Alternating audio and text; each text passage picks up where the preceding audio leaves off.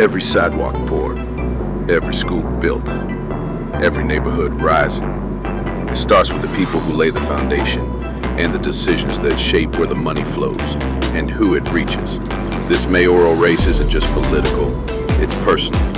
For every corner of Birmingham, the stakes are high. BCNP presents Concrete Conversations. Real talk, real plans for a city ready to rise. Good evening. My name is Jared Sims. I'm tonight's host for the BCNP Black Contractor News Podcast. And tonight we continue our mayoral dialogue. Tonight we have Mr. Brian K. Rice as one of the candidates vying for the top job here in the city of Birmingham. I've known Mr. Rice for a number of years, and it's kind of really unique how we met. I'm very excited here tonight to talk to him. I think this is going to be a pretty lively discussion.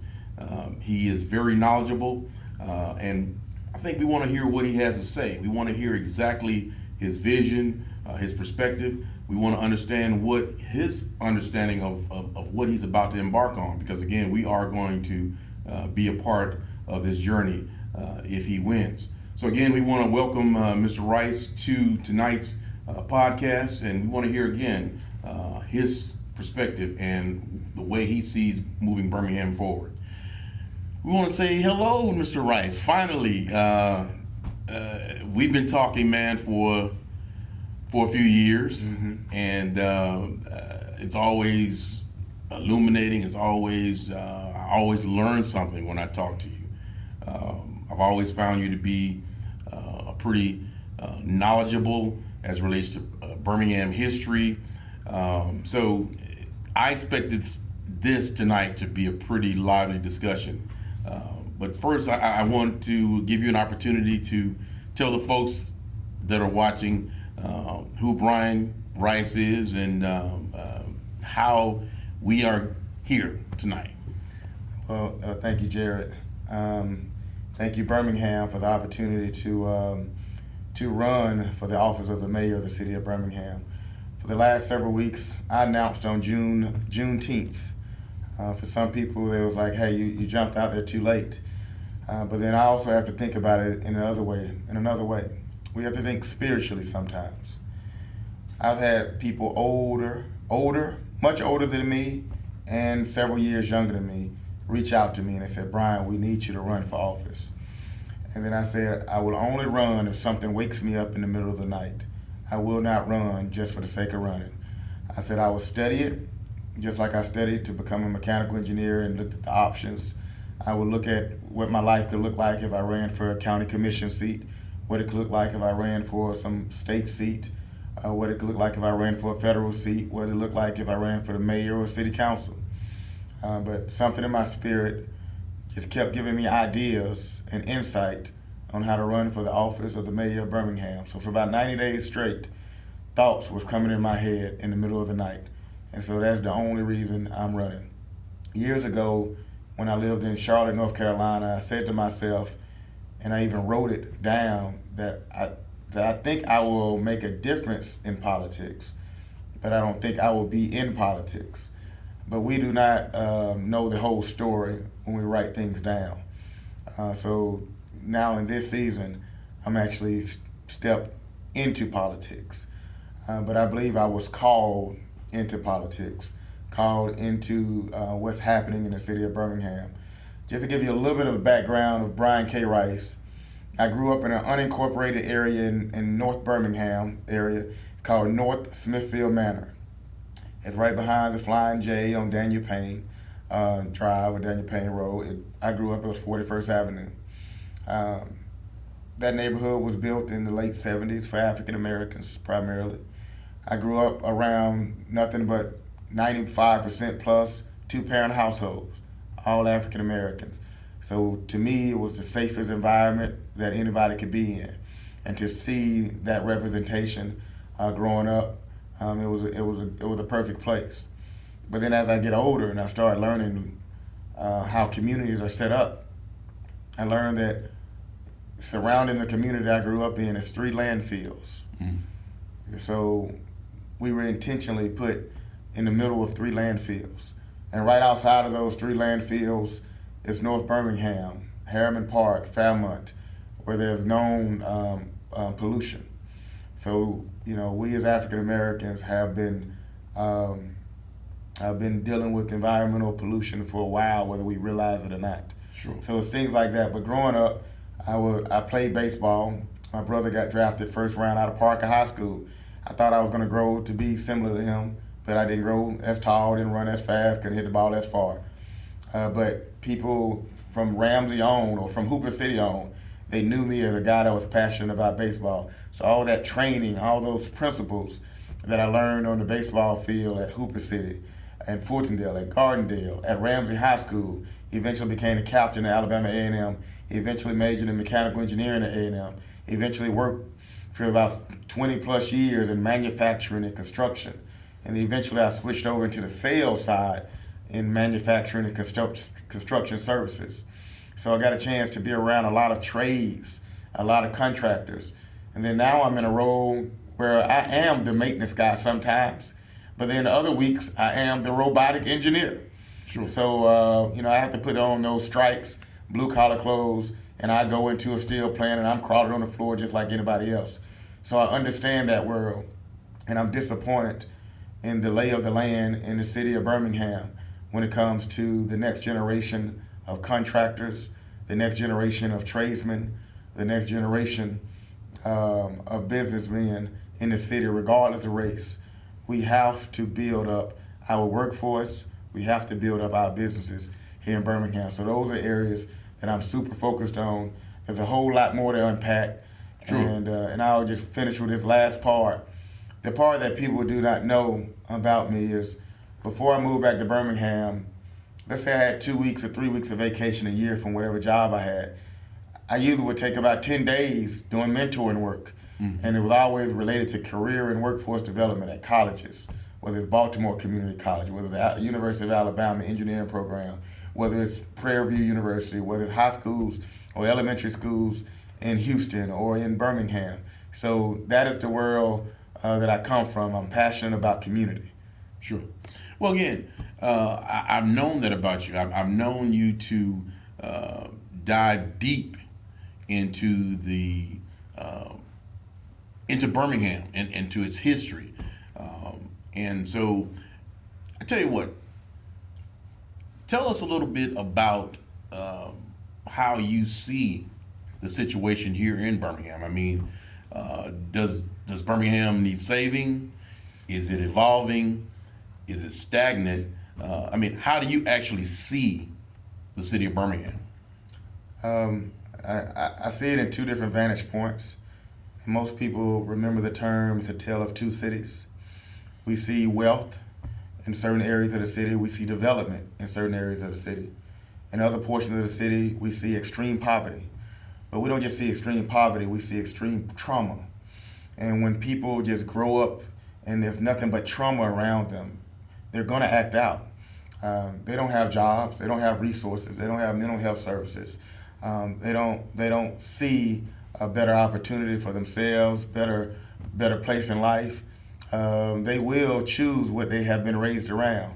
And there's a reason why we rank in the top for crime. There is nothing altering the destructive paths in Birmingham on a large enough scales. So something that I want to also make sure people are aware. 1987 or 88, there was an article passed out, that was printed in the city of Birmingham. It actually was like a year-long article. And then they eventually compiled them and did a year-end article on it.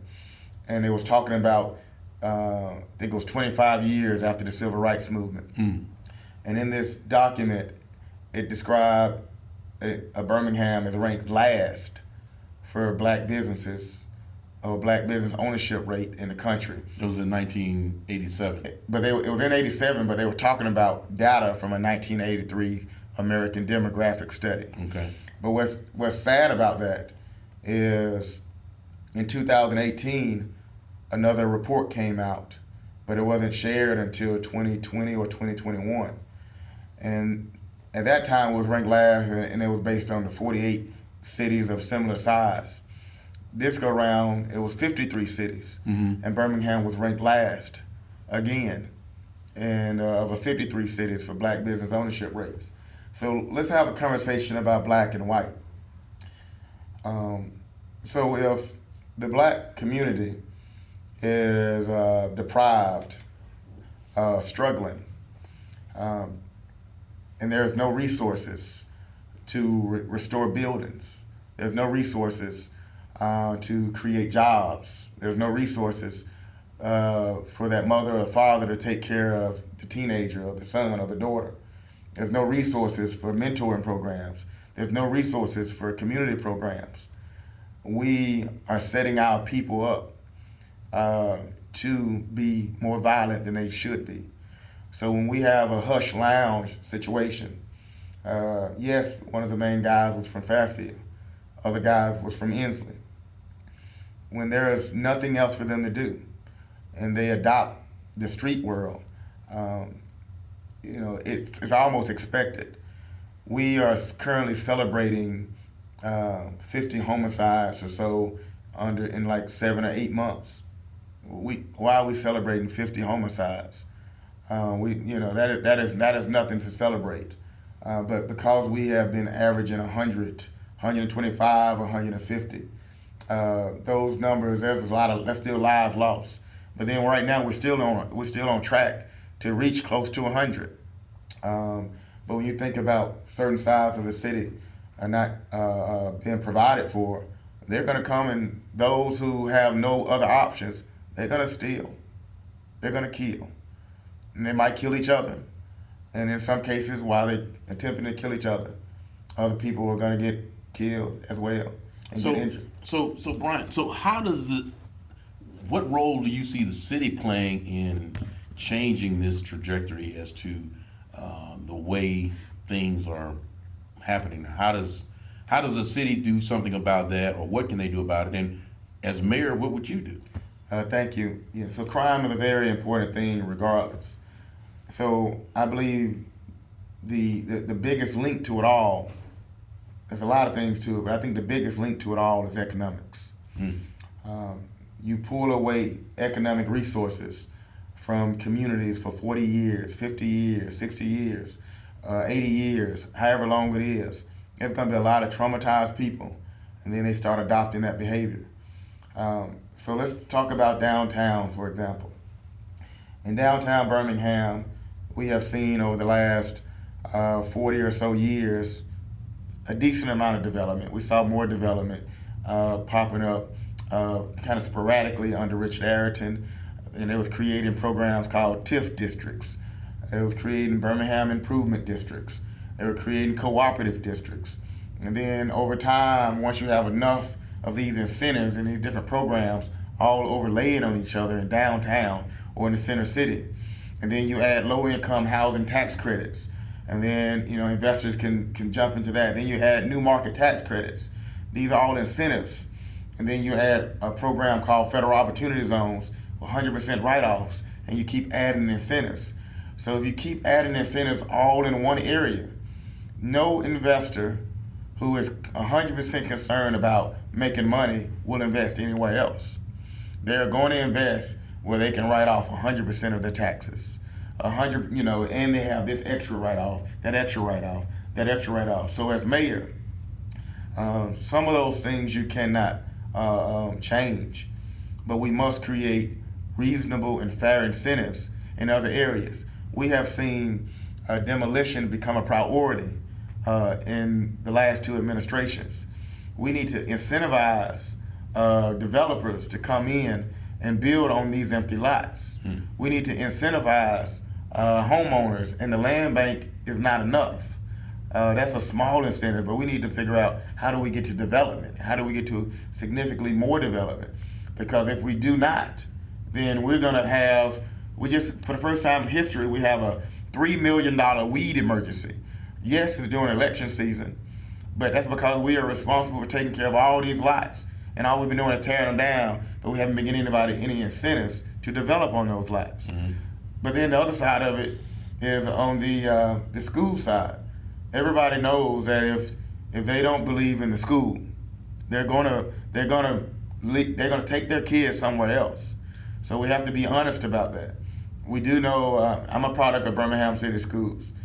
We do know we can be successful there, but we do also know that the numbers, when you compare them to the surrounding schools, we're not where we should be. Sure. But we have to think of it differently. We can't just think of it from a Birmingham City School point of view. With the law that Governor Kay Ivey passed last year, that allowed any school student to use public funds to go to a private school now. So if that program is out there, so how do we incentivize private schools to develop more in Birmingham? How do we incentivize homeschoolers to develop more in Birmingham? And why is that important?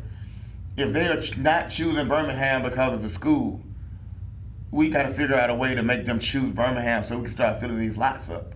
Sure. So we can start, and we increase our tax value or our tax base or our revenue, and then we creating more complete communities. So we have to think about it on that level. There's a lot of different angles we can go at, but when it comes to crime, I'm going to be very intentional about investing local and investing in programs that reach the man or the woman before they breach the next law. Recently, we've added new Glock switch laws. We've had one of the state representatives who's one of the candidates push for that, and Mayor Woodfin pushed for that, and a lot of others have pushed for that. Alabama is the 5th most incarcerated place in the world. We have proven that more laws to lock us up don't really help. Doesn't improve the environment. So for me, I would be hyper focused on all of the mentoring work that I used to do. I put it on hold because of my economic situation. But we have to focus on reaching that man or that woman who doesn't feel like they have a better life. Sure. Growing up, I used to see the Marine signs, the Army signs. I don't see it, so I don't see it in the same way. Things like that. So, representation matters. I think you and I have had that discussion before, that you're right. Many in our community don't see upward mobility. They see the people in the community that are pretty much taking advantage of each other, or like you said, committing crimes against each other. So, representation matters. I used to think that was a thing to say, but I'm 100% in agreement that representation matters. Our young people need to see successful people. They need to see people that are doing things positively for the community. I'd like to see more community engagement. I think that's going to be an issue that is going to have to be addressed. There's so much apathy. There's so much so many people are not involved in the city anymore. I can remember a time that more people were involved, and I just don't see that kind of energy anymore. Let me ask you this about the elected officials and the leaders that we have. What are they getting wrong? Because surely they don't think everything is right. So how is it that, or what are they getting wrong about this whole thing? So let's think about this. In the 1960s, and we'll speak from both black and white side of it, Mm-hmm. The leader in the black community was the pastor. Sure. We switched that with politicians. We received our first politician in 1968 with Arthur Shores, and then eventually Richard Arrington, Mm-hmm. and then Bessie Estelle and several others. So they became our new leader. Mm. But I believe they're operating government in the exact way that it was operating before.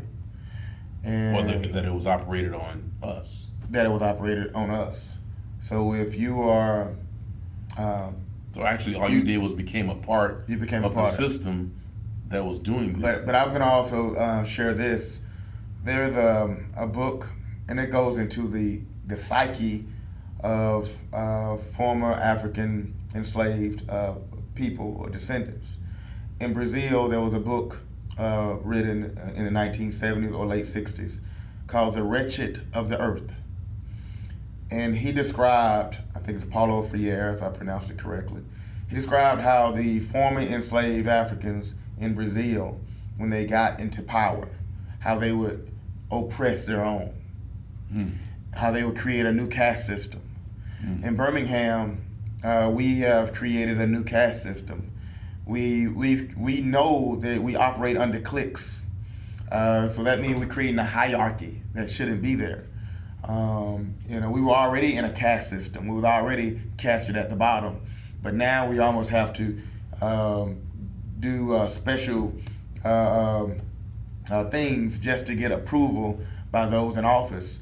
To go back into my story, I'm just a mechanical engineer who moved back to Birmingham, who does a lot of mentoring work. I'm not into politics. But the moment they learned that I wanted to develop properties, to put entrepreneurship programs, workforce development programs, art programs, every entity that I knew and every political leader that I knew did everything possible to stop me from developing. So why? That's what I'd like to know. But then when you go into history and you go into the articles written in 1987 and 1988 in Birmingham, those African American contractors are talking about the exact same thing. Sure. If you go and you look at books in 1907 and 1908, the book called The Cooperation is the Solution of the so-called Negro Problem, book written in Birmingham. And Ben Fawkes talks about the same problem. It's something in our psyche. We have to change how we've been taught, and we have to figure out how to unify. But then sometimes there's some people who are so committed to, I'm gonna use the term, they're committed to evil. They're committed to hurting those who look like them, and we might think they are friends because they can come to our church and they can speak our language. Sure. But I would look at it like this when it comes to the politicians who have been there. So we've had several who have legislated our failure. They approved the legislation. They may even see a colleague taking action that hurt our community, but then they may say, well, that's not in my district.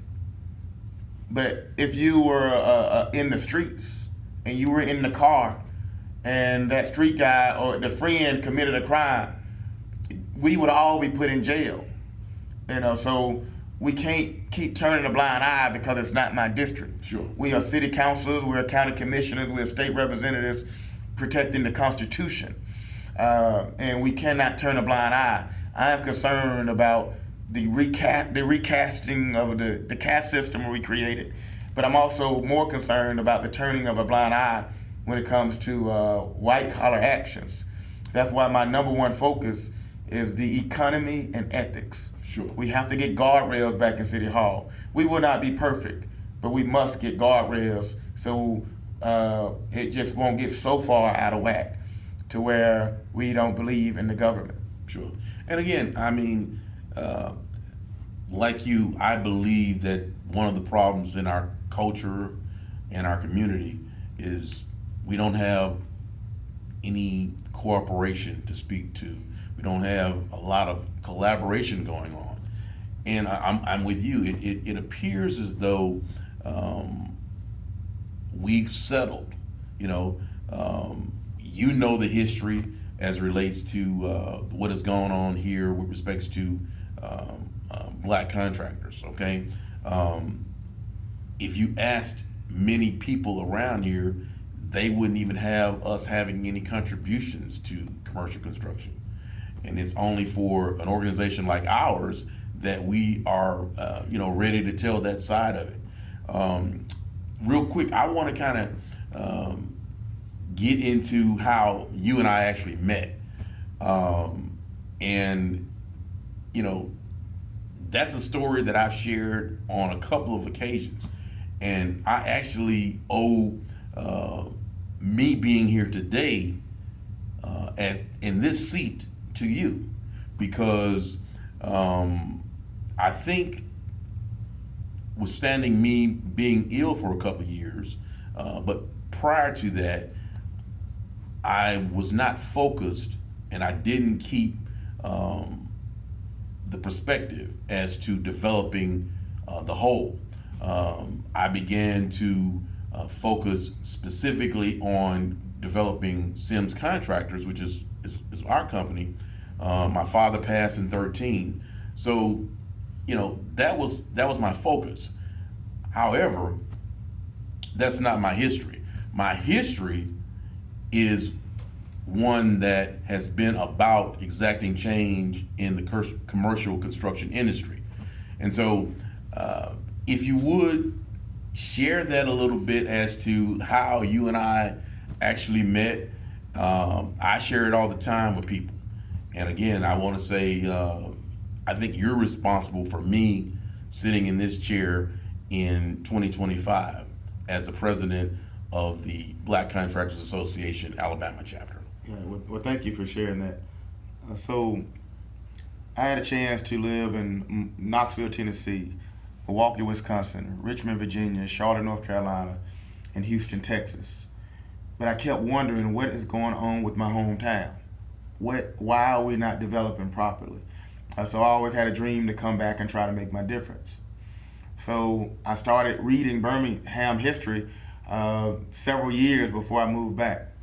So I moved back, and I noticed that our contractors are locked out of work. I remember doing a seminar or workshop with the Birmingham Urban League.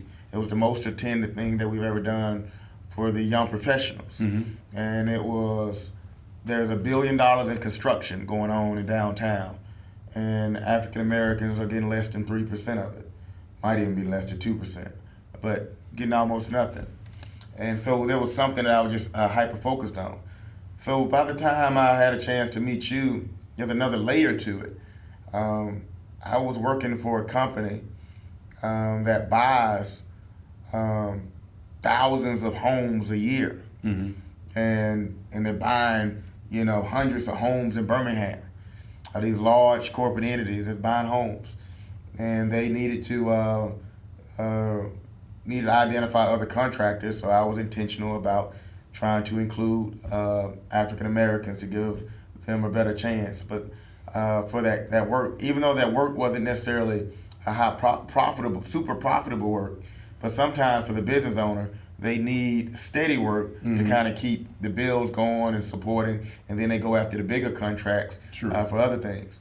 So we had a chance to meet in one of the houses in the Forestdale area, and we were on the porch, and I don't remember if you said the name, and then I started asking you questions about your company. Actually, what happened was, to me, I thought you kept looking at me, and I was like, why is this guy looking at me? Don't look at me like that. No, not like that. Not like that. I had on my Sims shirt on. Got it. And I think, I know it is. Sims is on the jacket that's in the article that was in your office. Yeah. And so you kept looking at the shirt, and then you asked, was I from Birmingham, and how long had I been in business, and this and that. And at some point you said, I know you. And I was like, you know me? I was like, from where? Because I didn't know you. And he's like, as a matter of fact, I've got an article of you in 1994 on my wall at my office. And I really didn't believe you. I'm gonna be honest with you. There's no reason for you to believe that some guy you do not know don't have your article on his wall. Exactly. He didn't say it in the back of the building. Exactly. He said it's on my wall, and I'm like, it doesn't even sound reasonable. And I said, really? So at any rate, we went about looking at the property, and it was time to go. We left. And I think we got maybe 1,000 feet from the house, and you sent the article to the guy I was riding with, and you texted it to him, and he showed it to me, and I was like, wow. Do you have it over there? Yeah, I do have it. So I'm looking at this article. Actually, this is the top of the article. and that's the bottom, but I wanted to make it fit in the frame. So this is 94. No, October 29th, 1995. 95, okay. And you see in this article where community advocate, activist, former lawyer, Ronald Jackson is standing here with a younger Jared. That's a younger guy. But they're standing in front of the Citizens Trust Bank or Citizen Federal Bank, just depending on which year it was, and they're talking about how African Americans could not even get the contract for the only black bank in the city of Birmingham, and that's very disappointing when you think about it. It is. We can't build our own bank in the city of Birmingham. So then there's another article that's similar to this. So this article means that I went to a bookstore, and that means I scoured through the bookstore and I found it because it's actually the actual article. Yeah. And I believe it was already cut out because I would not cut anything because I protect history. So we were talking about black business disparities then in 1995. Absolutely. But then if we go back into the history of Birmingham, and we need to understand the Birmingham Plan, which was created through a consent decree in 1989. I think it was officially went forward in 1990. Mm-hmm. The Birmingham Plan. But there was a statement that Mayor Ayrton said in a newspaper around that time. He said it probably in a meeting, and it was published in a newspaper, where he was essentially tired of fighting. So they eventually, because they've been fighting from 1977 to 1989, mm-hmm. So they agreed to a settlement, or not a settlement, they agreed to a consent decree. Mm-hmm. And the consent decree created the Birmingham Plan. It created the Birmingham Construction Industry Authority. Yes. But when you read the first disparity study that was released in 2007, so Mayor Bernard Kincaid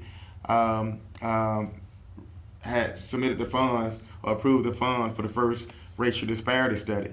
And that disparity study, it breaks down the history of Birmingham contracts all the way back to 1977 or so in this lawsuit. But then in that first disparity study, you will see that under Mayor David Vann, mm-hmm.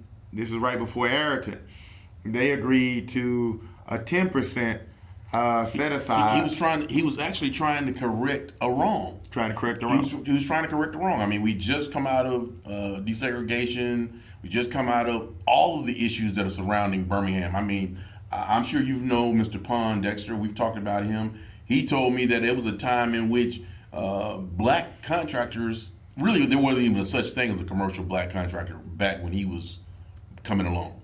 But a black person couldn't even work downtown Birmingham, okay?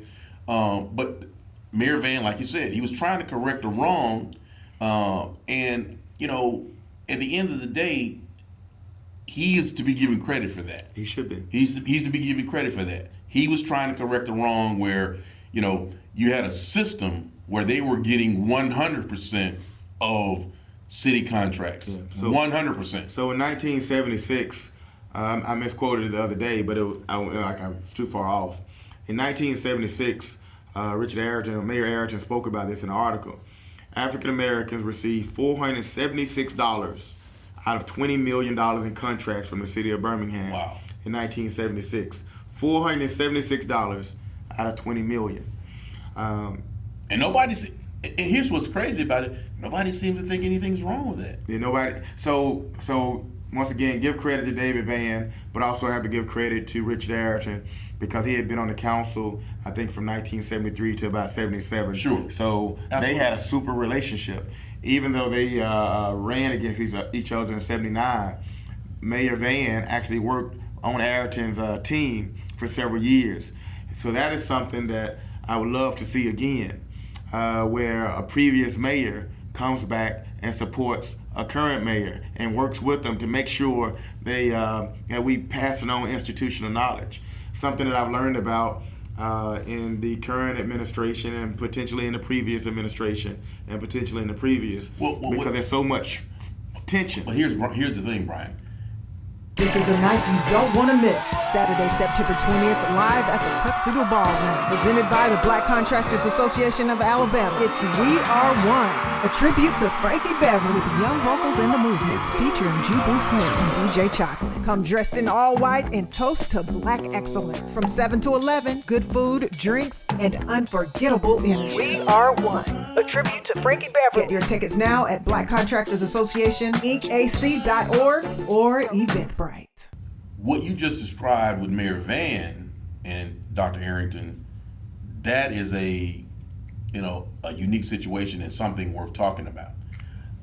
I'm of the opinion that some of the mayors that we've had after Dr. Arrington, I don't see the benefit of them coming back to work with any of because they weren't doing anything when they were in there. Case in point, and I know that I'm going to get flack for this, but Mayor Langford was, I guess he was good. He wasn't my guy, okay? And it was for one reason. He, in my mind, in my opinion, did not have a commitment to developing Black business.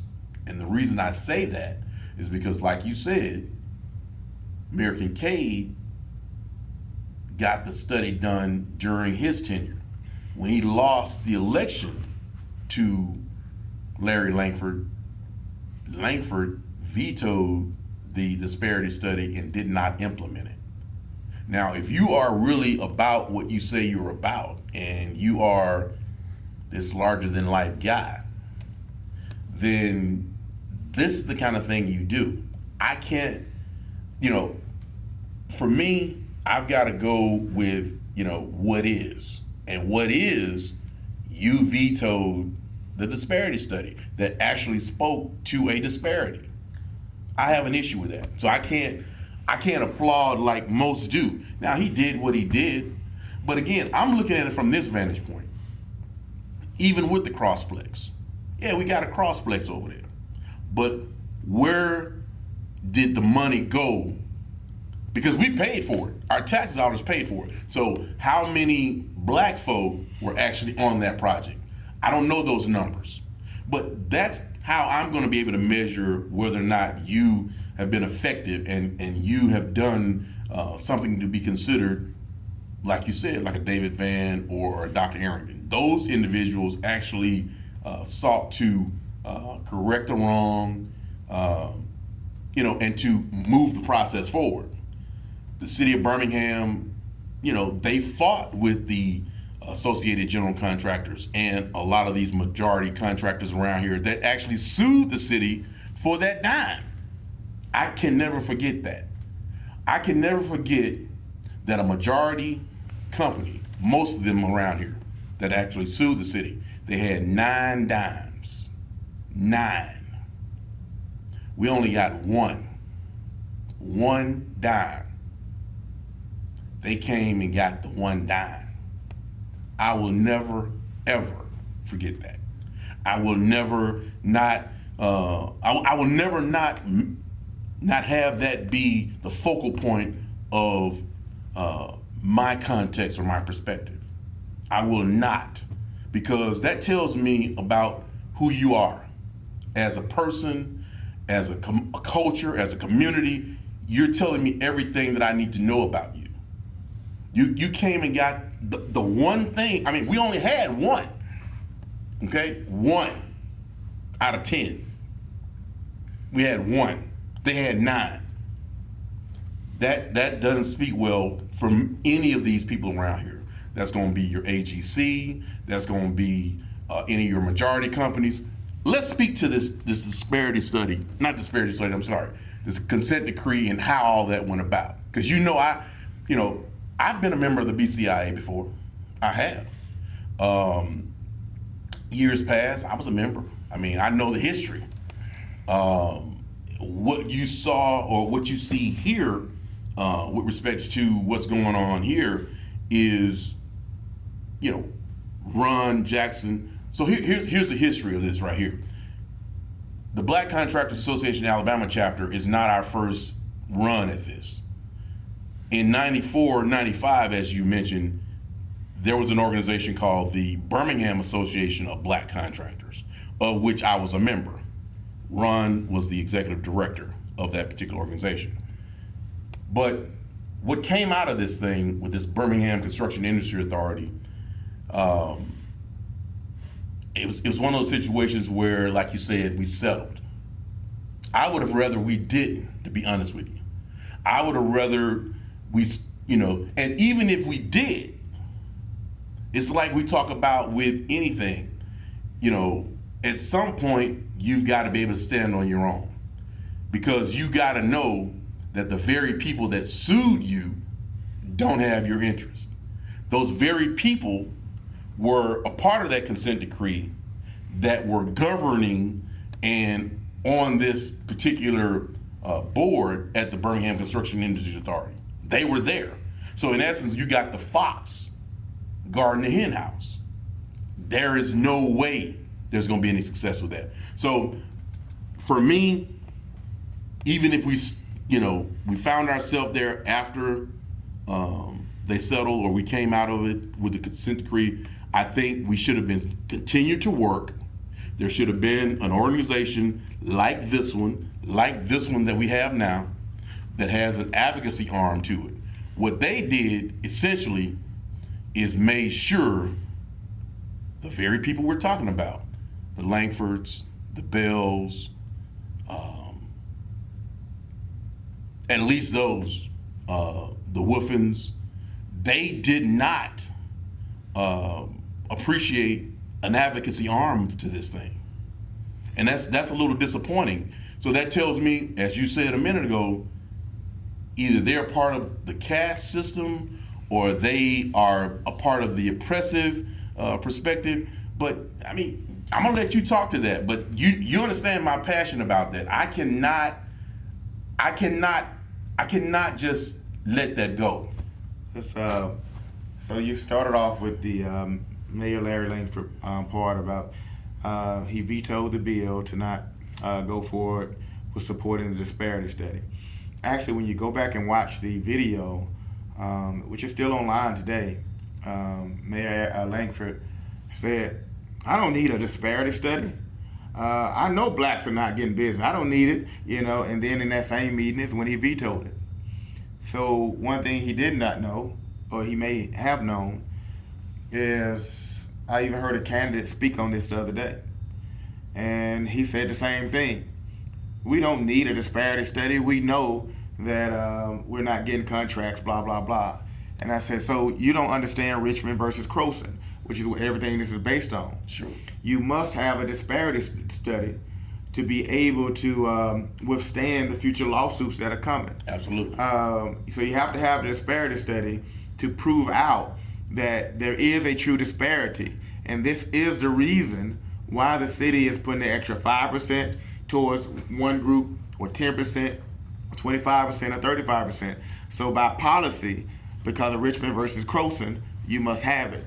Now I'm extremely concerned about, a few years ago we had the Harvard affirmative action lawsuit, and I believe, even though they have not, argued it so much on the contractor side of it, but if you go forward and use the exact same concepts of Richmond versus Croson, which is still based on affirmative action, they're gonna come and use that new lawsuit where essentially it threw affirmative action out. Sure. So we actually lost from 1989 to roughly a 2022 period of being able to use something that we could have used. So everybody that's there. So let's go back into history.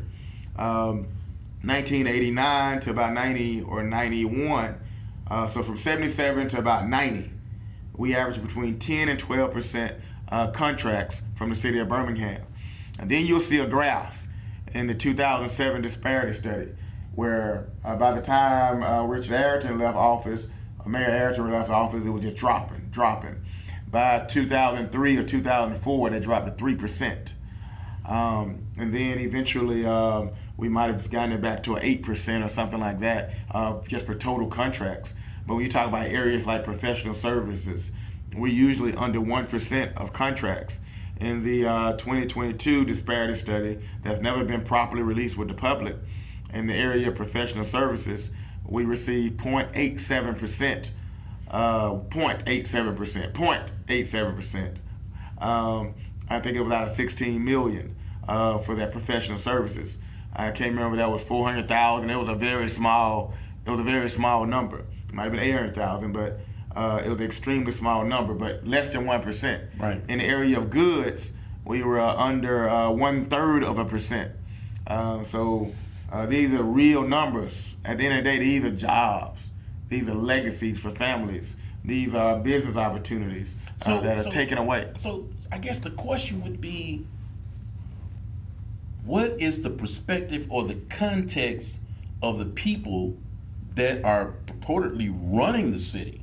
Most of the administrators down there in the city of Birmingham, as you say, they look like you and I. Mm-hmm. So the question is, here's my point. I've seen some things in this industry. Discretion is a part of any business, okay? At the end of the day, if you are intentional, let's go here. Let me say it this way. They are intentional. Let me say this. The blueprint has already been done. Mayor Maynard Jackson, he already did the blueprint. I don't think that's the same blueprint. And Explain. So, Mayor Maynard Jackson surprised America. Right. There has never been another Maynard Jackson. They learned from it. There's never been another one, nowhere in the country. So they started, focusing on laws. You got to think about Maynard Jackson would have took place a few years before Birmingham. So Maynard Jackson, I think it was 1973 or so when he got into office. Right. The Birmingham fight didn't start until 77. They learned from what he did over there. Absolutely. And they made sure. But here's the thing. I'm of the opinion that there has to be both a political arm to the efforts to change, as well as a civic or a communal perspective. I don't expect city government to do it on its own. I remember Dr. Arrington saying this very thing.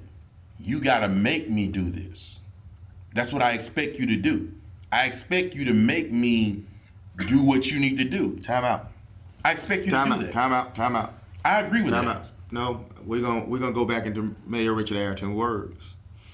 In the book Back to Birmingham, Mayor Richard Arrington is quoting at an Alpha convention, and he talks about, we must remember the cotton fields, the ghettos, and the hellholes we come from.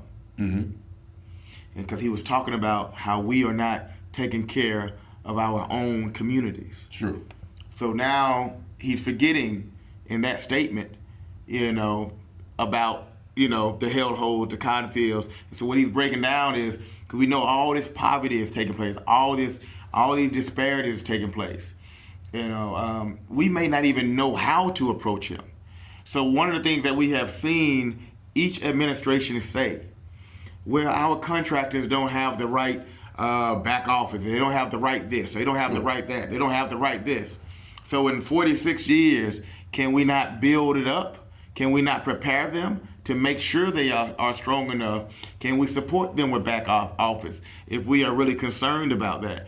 And so when you go back to the BCIA, if you look in that first disparity study, it talks about it was underfunded from the moment that it was created. Again, it was understaffed, but the Fox was overseeing the hens. Actually, the Fox had already ate the hens. Exactly. And so it was always underfunded. The eggs that the hens laid in there, it was actually the Fox that was eating all of them up. Now they let the hens kind of live, and they pull on some feathers here and there, and keep a few intact. But I want to make sure a person don't get to that point to where you got to come to me.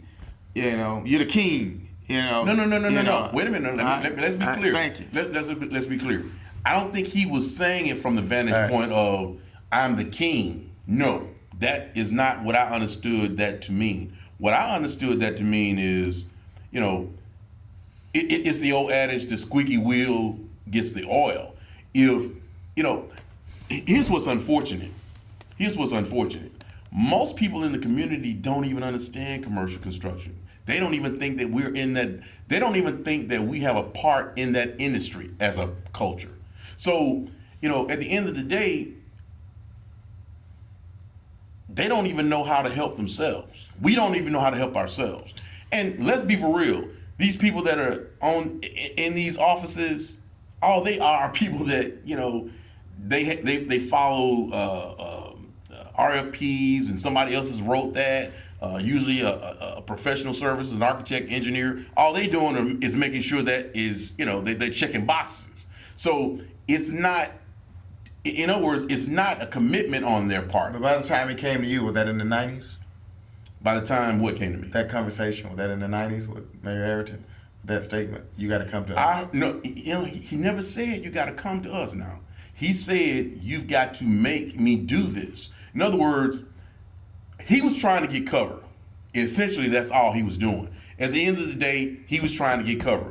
That's been going on like that forever. A politician, he needs cover. Yeah. If you, because he wants to be able to turn to these other folks that are looking at him saying, well, hey, look, we told you we wasn't about that. But I will say, hey, look, I had to do this. These people they are pressing me to get this done, so we got to do it. Otherwise, we're going to continue to have this issue. Not to spend a whole lot on this subject. We can go with this all day. So we still must give Van credit, and we must give Ayrton credit. He fought it for 12 years in court. Absolutely. And so there is something there, and so he made a decision, to step back. That is 12 years. That's 12 years. They had a lot of funds. It is, and I applaud that. I think my issue is today's mayor, the ones that we've had in recent years. They don't see the benefit of fighting, which is kind of sad to me. I mean, that, at the end of the day, if our ancestors had not fought, if our ancestors had not taken folks to court or challenged laws or that, we wouldn't be where we are. So it's always been disappointing when I hear folks within the recent administration and the previous one say, they're concerned about going to court. Who cares about going to court? I mean, that's what I want my tax dollars doing, is fighting for me as a as a community member. So I mean, that's kind of it. But like you said, we could stay on this all day. But I'm pretty passionate about this whole thing, because at the end of the day, I know that if we continue to allow resources to leave our community, specifically those that we help put into the coffers, we should be sharing in that prosperity. It's simple as that. So with that, that's a perfect segue into what's happening in the current administration and why I'm extremely concerned about local business being left out. I'm going to break down a few projects back to back. Okay. Recently, the city of Birmingham approved $500,000 to do minor repairs, house repairs, in Greymont and College Hill communities. $500,000. And then they approved $420,000 for the same organization to do minor repairs, pressure washing, et cetera, for houses, for a group called House Proud Atlanta. We champion pride in Atlanta is on their website. House Proud Atlanta gets to do, minor repairs, $920,000 in contracts that our local contractors don't get to do. Wow. So that would be a perfect opportunity to put local first. But then now let's go to the Crossplex.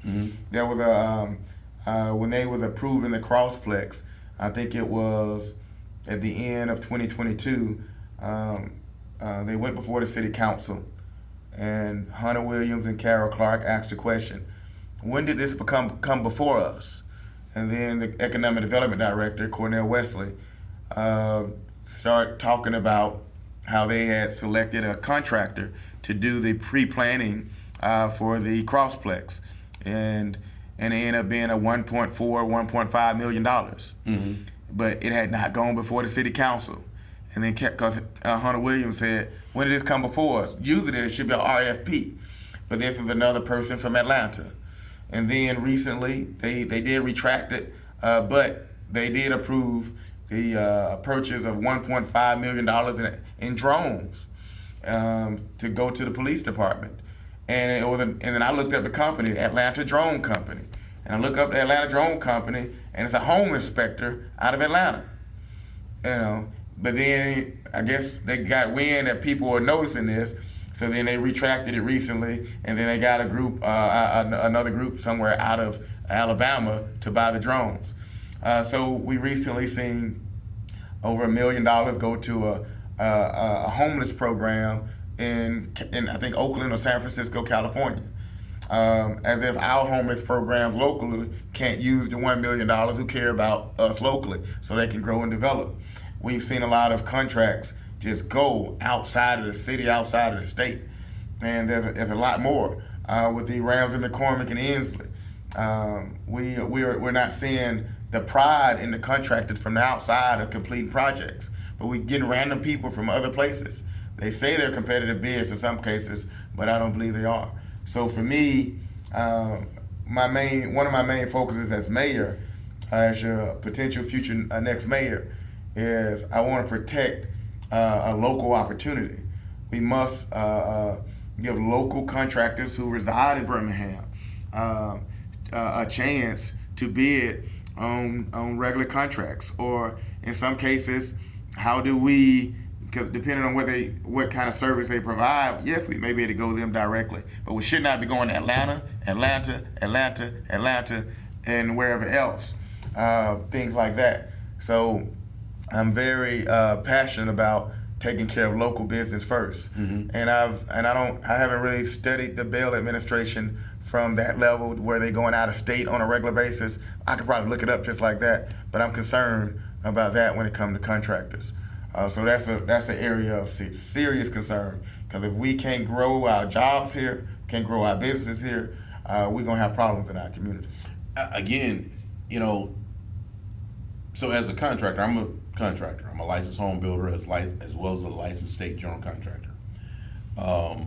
As far as business is concerned, what you want to do is be in a position that you track and you are part of opportunities or projects that you choose to be a part of.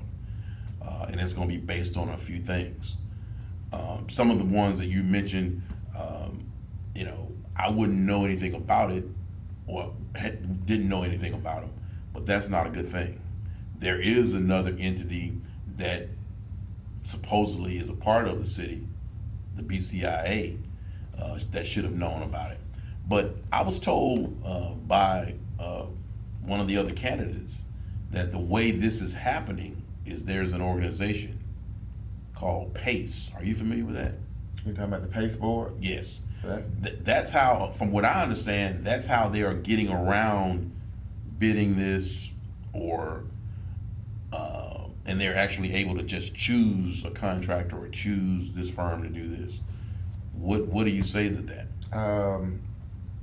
Because I not studied PACE recently, but I think PACEs are related to our recreational type complexes. The one over there. Yeah, but then because I mentioned House Pride Atlanta, for example, because I'm mixing the two together, that was just housing in Wylam and in Pratt City and College Hills and Graymont. So, but yes, that could be a way. But that is the way they're doing it. But that's one of the ways. But the other way, like I said, with the House Pride Atlanta, with the Atlanta Drone Company, or you just went and selected. And even with the one at Crossplex, it's not about PACE. What did Hunter Williams say? Did you bring this? When did you bring this before us? But if they can go through that board, they're saying they don't have to bring it. Now let me break it down to you. So in that meeting, because I think it's a private public. In that meeting, when Councilor Hunter Williams asked that question, when did you bring this before the city council before you went forward?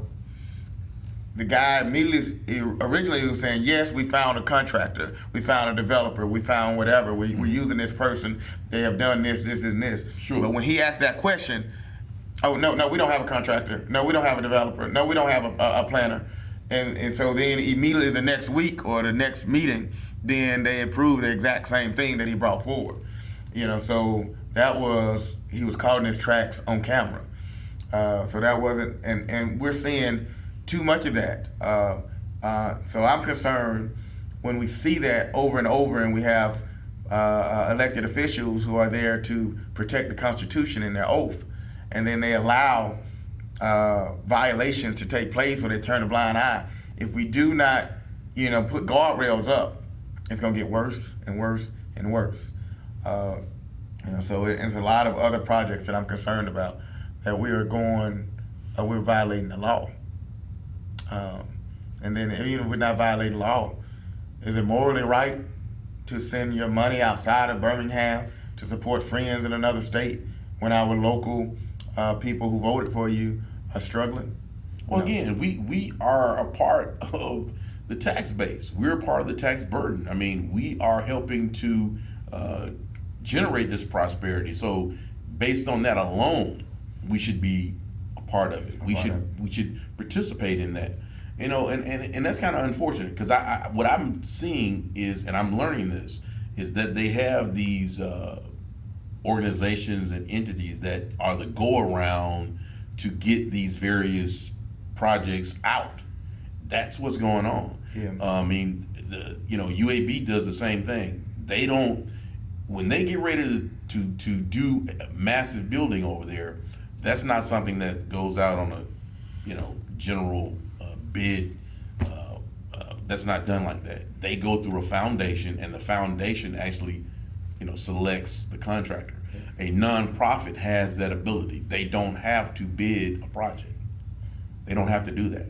So there's different things that's taking place. So in the city of Birmingham, we must be familiar with, we have a commercial development authority who can essentially approve bonds for the most part, or at least recommend bonds to the city of Birmingham, improve contracts like you're talking about. Then we have a downtown redevelopment authority. They have that same type of power there.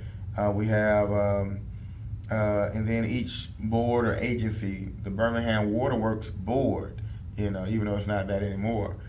So these boards and agencies do have power to make some of these decisions. So you are right, but we're also ignoring a lot of the other bylaws where people should not have interest in the profits or services thereof of what they're approving. Absolutely, and I'm concerned about public servants creating inside deals for themselves. Mm-hmm. I'm concerned about that. So for me, I guess I'd be like the Teddy Roosevelt of the group. I feel like we just need to correct it, get guardrails there, and do my part, create some other great things. Like even from a city perspective, because we're still talking about Mayoral, we fly into Birmingham, or we fly out of Birmingham, and we look around the airport. I'm thankful that there's finally some redevelopment over there, but when you look at the Ramada, you look at the Holiday Inn, it is disappointing to know that these are our best two hotels right there. I feel like we're missing a major economic opportunity when we do not invest properly around the airport to make sure there are numerous hotels that are nice.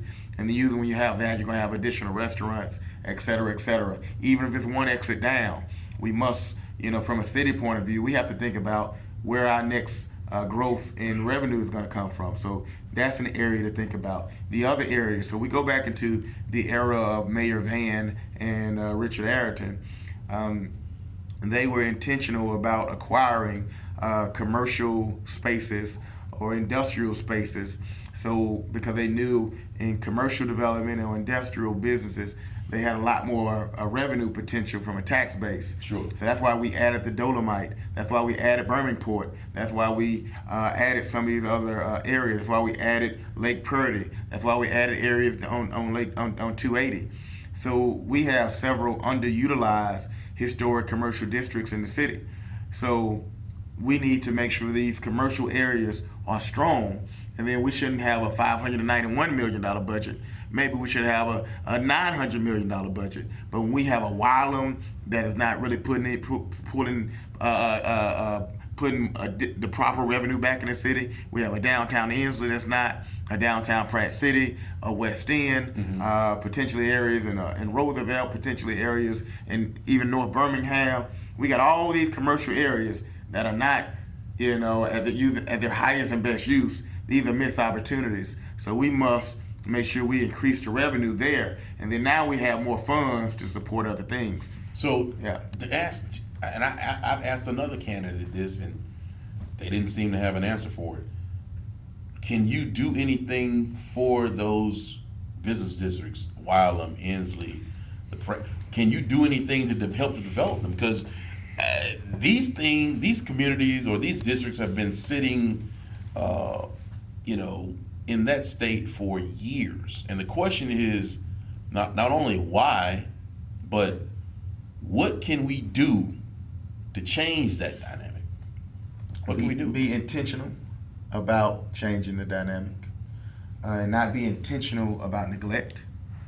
So being a commercial property owner and eventually becoming the Inslee Merchants Association president, and became the Inslee Business Alliance because we needed a 501c6 in addition to a 501c3. So starting to learn the language of layers of business. But we can easily develop a Wylam. We can easily develop a downtown Inslee. We can easily develop a downtown North Birmingham. Some of these other commercial corridors, it depends how close they are to traffic. Mm-hmm. But those areas, there's a program, there's a law inside the state of Alabama. It's called Amendment 772.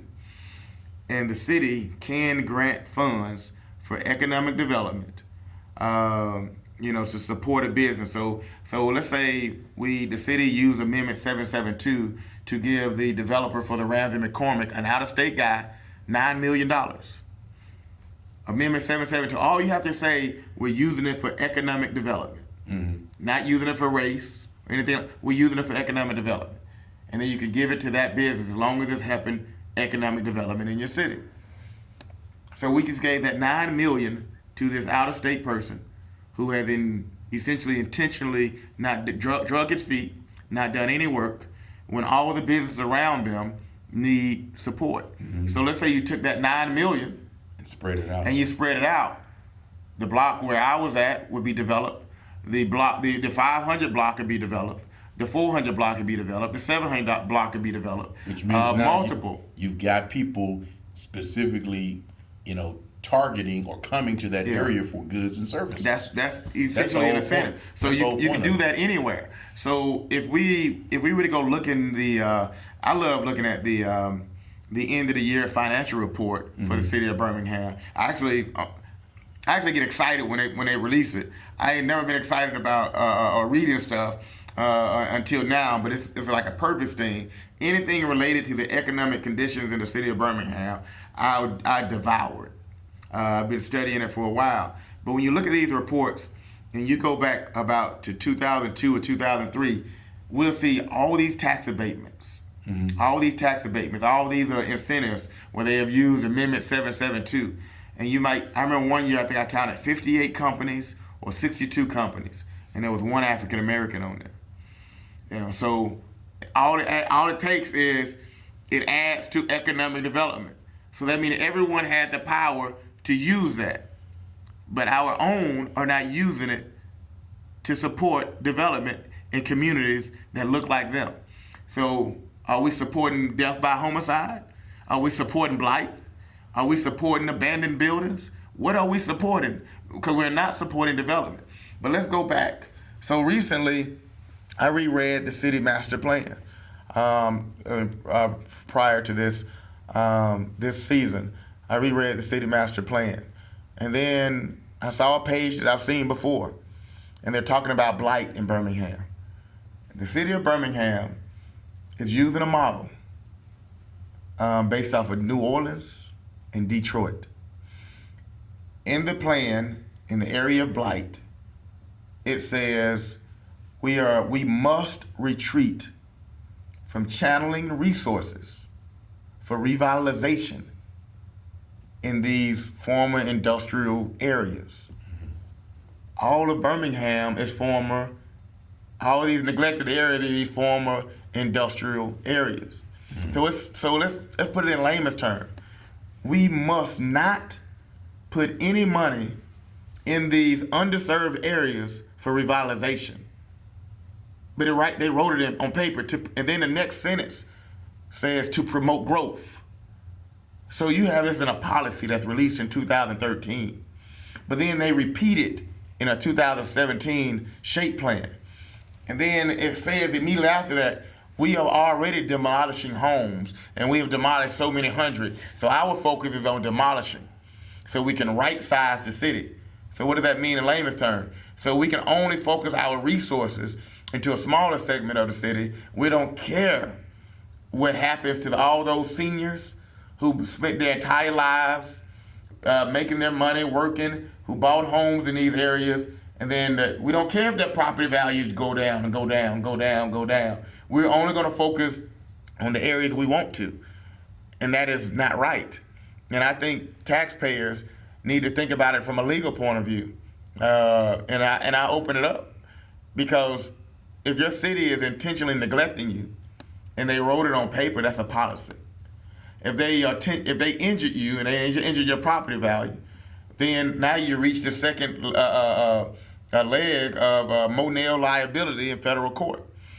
And then so it's things like that. So you have to understand the law, but a lot of us are so uninformed about the law. But I want more of us to be aware, because I don't want that senior who has spent her whole life paying for a house, and then by the time she get done and by the time she die, she gives nothing to her grandchildren because the home in the neighborhood is worth $20,000 or $40,000, $50,000. So that has to be intentional. Well, let's think about intentional. The policy says we must retreat from channeling resources.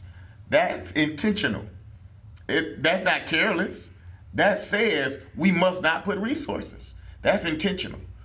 But when it comes to a government, you can't sue them for punitive damages, which is, damages 3 and 4 times more, but you can sue them for damages.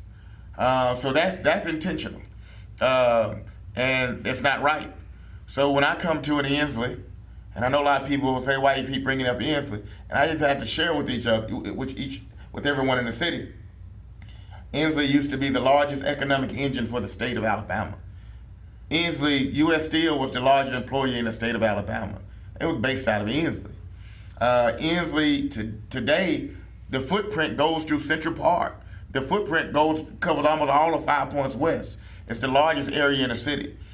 And so for me, I don't think I intentionally chose the largest, most blighted, undeveloped area, but I think the Spirit sent me to the most blighted, undeveloped area in this region. And if we can get it right, we can get Wylam right, we can get North Birmingham right, we can get East Lake, whatever other areas are, we can get all of them right. Well, again, I had a friend tell me just the other day, and he's right. Every year we talk about abandoned lots and grass cutting and houses that are in disrepair and communities and potholes. And it's like we talk about the same thing every 4 years. It's in the plan. It's in the master plan. So the master plan says we're following the model out of New Orleans, but New Orleans is different than Birmingham. New Orleans had Katrina, so blacks were not able to get their insurance money, and then they were not allowing them to redevelop. So then they're like, okay, how do we demolish as many of these homes as possible, and then how do we bring in large corporations, and then we develop? So when you think about Inslee, a place that used to be one of the most populated areas in the city, it now has the least populated census tract. When you look at Village Creek, all of that land. So we're the perfect setup for gentrification. Just decrease the property value to zero, decrease it to zero. And then when the large companies are ready, boom, you can build whatever you want to build. So in Detroit, we've had a lot of African Americans mad over the exact same thing. I was just in Michigan and Detroit last year, and I was blown away. I was really blown away. But Detroit, the difference in Detroit and Birmingham, so if you think about it from a policy point of view, or master plan and a 2017 study, you can't base Birmingham off Detroit. Birmingham is a long, narrow city. Detroit is big and broad. So they had several 100,000 people, leave the city. That's big, broad, and massive. So they're trying to right size the city and only focus on downtown. But then in Detroit, in the plans, these are corporate entities planning out the city plans. So they're only gonna focus on their stuff. Because the city didn't have enough money to plan out their own plans. So we're copying models, not off of public servants, but off of corporate entities. And in there, the next part of the 2011 study or master plan, which was released in 13 or 14, but they were doing a study in 11, and in 17 it says, we are focused on demolition. We have already started demolition, but we're not focused on revitalization. So you go all these years, no revitalization, then you're gonna have a whole bunch of overgrown lots. So we have to start filling them back in, or we gotta make the land bank process even easier. Do we even need to manage the land bank from the city level, or do we need to let a good amount of that take place at the state? I bought property, tax delinquent property from the state, and it literally took me months. I go to the land bank, it might take me years just to get a chance to get it. So I think they're doing a lot of blocking. they're doing a lot of blocking. So let's think about that. If a government is blocking, then that means there's unequal protection of the law. That means so now we start thinking about the 14th Amendment. That means equality issues. So we have to, if we can prove that they are blocking, write it down, file the paper, so somebody can fight it. And we gotta stop this. We gotta give people a fair chance to love their city, to live in their city, to develop in their city, and raise their family in their city. But when you keep blocking, people are going to want to just leave and just throw in a towel. This is a night you don't want to miss. Saturday, September 20th, live at the Tuxedo Ballroom, presented by the Black Contractors Association of Alabama. It's We Are One, a tribute to Frankie Beverly, the young vocals in the movement, featuring Jubu Smith and DJ Chocolate. Come dressed in all white and toast to Black excellence. From 7 to 11, good food, drinks, and unforgettable energy. We Are One, a tribute to Frankie Beverly. Get your tickets now at Black Contractors Association, incac.org or Eventbrite. So earlier we had a chance to talk about the state of black contractors in the city of Birmingham. We talked about a little bit about the disparity study. We talked about Mayor Langford's statement and the veto. But the reality is, even though he said he vetoed it, he might have used the words, but the previous mayors didn't implement it either. So whether they used the words or not, it was done under Kincaid. Yeah, but the previous mayors They didn't do one. They didn't implement it. So Right. But they were there, or they knew about it. So we got to figure out. It ain't even the why. It's like at this point we're going forward.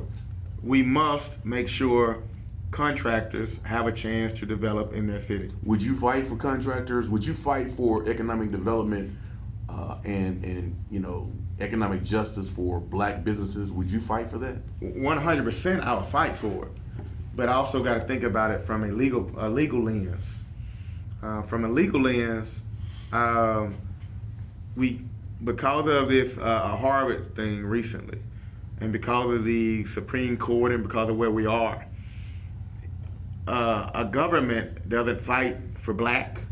A government doesn't fight for white. It doesn't fight for race. It fights for equality. Yeah, it fights for equality.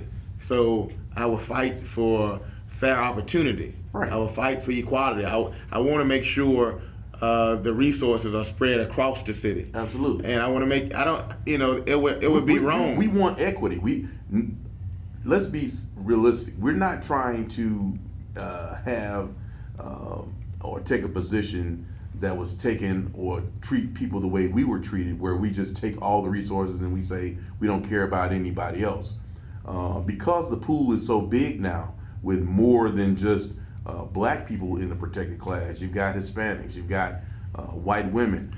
My problem is that in this city, the majority city or majority persons that carry the tax burden are black folk. Well, So certainly we don't need to not, within the protected class, have the least of the resources that we put in it. I look at it like this, and I'm looking at it from a government point of view, and as a future mayor point of view.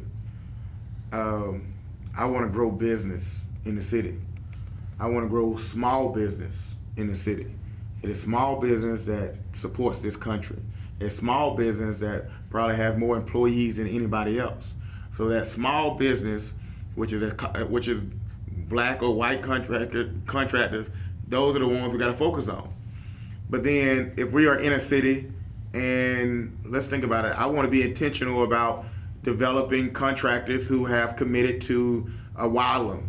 So who's likely over there, okay? And if you're committed there, let's develop you there. Mm-hmm. You know, if you are in the West End, let's develop you there, because we got to create jobs in the West End. We got to create jobs in Enfield. We got to create jobs in North Birmingham. You know, so we got to think about how do we grow locally. You know, you're always going to have the big companies come, but let's create incentives for small contractors to grow and get strong. Absolutely. And I believe we can do that, and we can do it in a fair way that is not based on race, because we are in a country that is very conscious of race. But we be intentional about developing those who are neglected, developing those who are underserved. Well, and we go back to the Amendment 772. If we can prove that you are adding to economic development in the city, we're going to use Amendment 772, or we'll use other amendments there, and we're going to be intentional about helping who is here.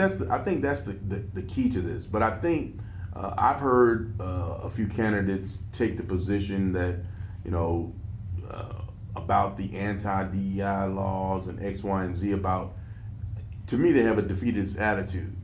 To me, I liken it to during the Mike Tyson era. Most of those guys lost the fight before they even got in the ring. I don't want to support or I don't want anybody leading me or our community that don't want to fight. We got to have people that want to fight to do what's right.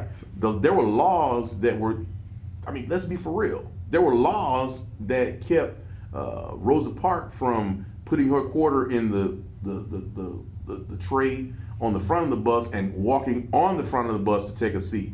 She had to use the same quarter, put it in the tray, and walk off the bus in the rain to the back to get on the bus.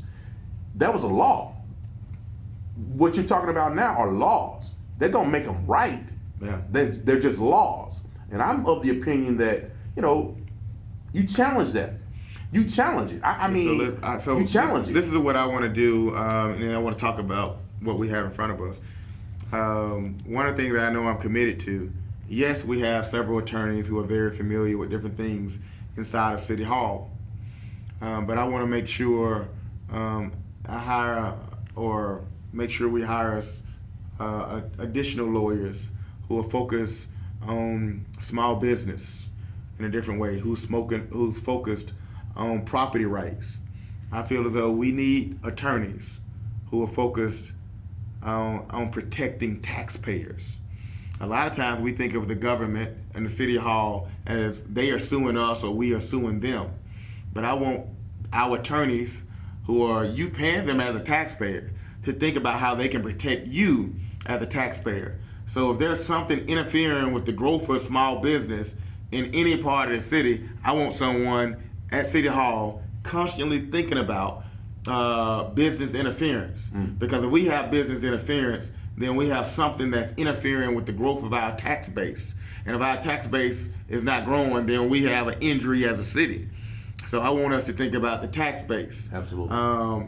So when it comes to property rights, if we know that certain sides of the city getting special treatment, if there are violations somewhere in there, because we need to make sure our property taxes or our properties values are growing properly for whoever is here. Because when those property values grow properly, now we got more funds for our schools. Now we got more funds for our city, and now that homeowners got more funds for their descendants. You know, their line of credit. We have to think about it like that. The American dream is tied to the home. In our communities, we've had diminished appraisal value, and I think that's been intentional over the years.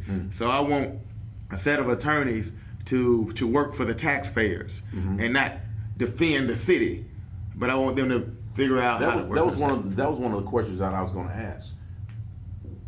Do you have in mind some people specifically that you would bring with you to help you move this city forward? I mean, I'm gonna be honest. The day I announced, which was on Juneteenth, for the first few weeks, I had people from all different backgrounds in municipalities, state government, coming and coaching me.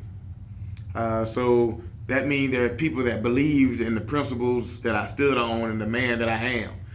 You know, so there may be some of them that may be the type of people that I trust to at least be the consultant to kind of help us reset the table. We got to reset the table. The table is all screwed up, and you know, so whenever a politician tells me that they got 10 years of experience or 15 years of experience, that don't mean nothing. To me, you have 15 years of experience of legislating our neglect. You have 15 years of experience approving our neglect. Or you have 15 years of experience looking the other way. And so you got 15 years of that experience. So if we re-elect someone who would look the other way because they say, well, that ain't my district, and then you put them in, then you're gonna get the same results that we've always gotten. Right. You got a person who's been trained in watching you be neglected, and then you want to re-elect them. We got to reset this. I am a commercial property owner. I'm a mechanical engineer. I'm a small business owner. I am a lover of community, a lover of people, and a lover of human rights. And I want to make sure we reset the table so it's fairness. No, I have not done all of what they have done, but I'm coming in and I want to focus on integrity. I want to focus on public trust. We can hire all of the right people, but we must make sure we have someone who cares about the people and who will not deceive the people. I have no desire to come in and take your money. I don't want your money. I've learned how to be poor with the oppression that I have faced in Birmingham. I've learned it. So I don't, and I'm still a successful engineer. So I don't need your money, but I want to come in. If my legacy is anything, it's coming in and correcting the governance to make sure it works better for all of Birmingham, and it creates a place where we have finally changed the mindset of so many men and women who commit crimes every day, and so many small businesses who didn't think they can get there, but now they are there, and now they're able to teach the next generation. I want to make sure that our staff are teaching the next staff. I don't want anybody to feel like they got to guard a position and they wait till they're 70 and 80 years old and they give up the position. Wow. I want to cross-train as much as possible so we can I want to create my competition. I want to create the best man or woman behind me to be the next best mayor. Be the next best executive director or whatever. I want our staff to be as strong as possible. And that's me. So I know we got these pictures in front of us. Yeah. So I'm gonna jump into these pictures. Yeah, let's talk about it. So and we talked about this black contractors earlier, but these two pictures I see them. I walk by them every day, several times a day. I have them on my wall as I go into the office. And this one was in March of 2020, a Birmingham Times article was talking about the fact that some black contractors are winning and smiling, but then when you read the article, he'll talk about, we know we're not getting much business, and so we know we are left out, but we just eat and we do the best we can. So it's sad to when you read the article, right. The pictures may look good, but the story is about deprivation of black contractors. So it ties to the fact that in Birmingham, black businesses rank last in the entire United States. So this is a perfect example. And then here is that's 1995, and this is 2020. So what is that? A 25-year difference, but the exact same conversation. It's happening. But then if you go into other earlier articles, the exact same conversation in the 70s, there was an article that says minority contractors put out of business. Tell me, how have these folks not gotten this right? How have they not gotten this right? I mean, all these people, which is why I've always had issue with people that run around telling me what school they went to, what fraternity they're with, and all this other jive that at the end of the day has no value.